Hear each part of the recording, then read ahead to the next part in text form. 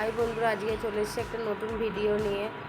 Class পঞ্চম শ্রেণীর আমার পরিবেশ, পাতা নম্বর হচ্ছে 67। রাঢ় অঞ্চলের কী কী প্রশ্ন আছে সেই অধ্যায়টা, সেগুলো আমি একটু কিছু আলোচনা করছি। ভালো লাগলে অবশ্যই চ্যানেলটা সাবস্ক্রাইব করবে, শেয়ার করবে। দেখো, 1 নম্বর প্রশ্নটা কী আছে, বিষ্ণুপুর জেলায় যে অঞ্চল অবস্থিত সেটি কোন জেলায় অবস্থিত? বাঁকুড়া। 2 নম্বর প্রশ্নটি হচ্ছে, তারকেশ্বর দক্ষিণ দিকে বেঁকে যে অঞ্চল ঢুকেছে সেটি কি? হুগলি। 3 নম্বর প্রশ্নটা, রূপনারায়ণ যে নদী পরবর্তী অংশের নাম কি? শিলাবতী। 4 নম্বর প্রশ্নটা কি আছে, পূর্ব বর্ধমানের যে দিকটা উর্বর সমভূমি সেটি কি? কোন দিক? পূর্ব দিক। মুন্ডেশ্বরী যে নদী থেকে বেরিয়েছে সেটির নাম কি? দামোদর নদী থেকে। তারপর 6 নম্বর প্রশ্নটা কি আছে, হলদি যে জেলায় হুগলির সঙ্গে মিশেছে সেটা কোন দিকে? পূর্ব মেদিনীপুরে। তারপর 8 দাগের প্রশ্নটা কি আছে, বীরভূমে আছে কি কি নদী? অজয়, ময়ূরাক্ষী, এই দুটো নদী আছে। 9 নম্বরের রাঢ় অঞ্চলে বেশিরভাগ জায়গা জুড়ে কি? দোআঁশ মাটি। তারপর 10 নম্বরটা কি আছে, রাঢ় অঞ্চলে গাছগুলি কেমন?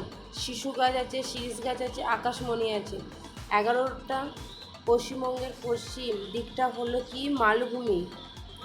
12টা কি বলেছে, রূপনারায়ণ নামে কি পরিচিত? গেঁয়োখালির কাছে হুগলি নদীর তীরে একটি নিচের দিকে যে নদী মিলিত প্রবাহ তাকে কি বলে?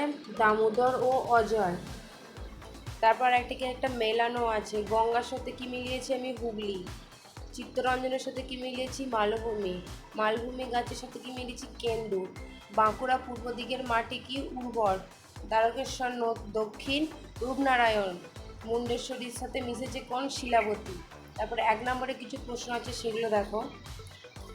কোন দুই নদীর মিলিত প্রবাহের নাম কি? রূপনারায়ণ, তারকেশ্বর ও শিলাবতী। রাঢ় অঞ্চলে কোন মাটির প্রাধান্য দেখা গেছে? দোআঁশ।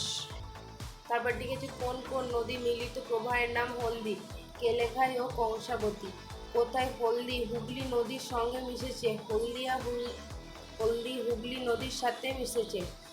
রূপনারায়ণ কোথায় নদীর মিশেছে? কেওখালিতে।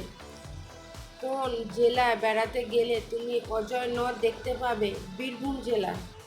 তারপর ঠিক আছে, এমন একটি নদীর নাম করো যেটি সমভূমি অঞ্চলে বন্যার কারণ। কোন নদী? ময়ূরাক্ষী নদী।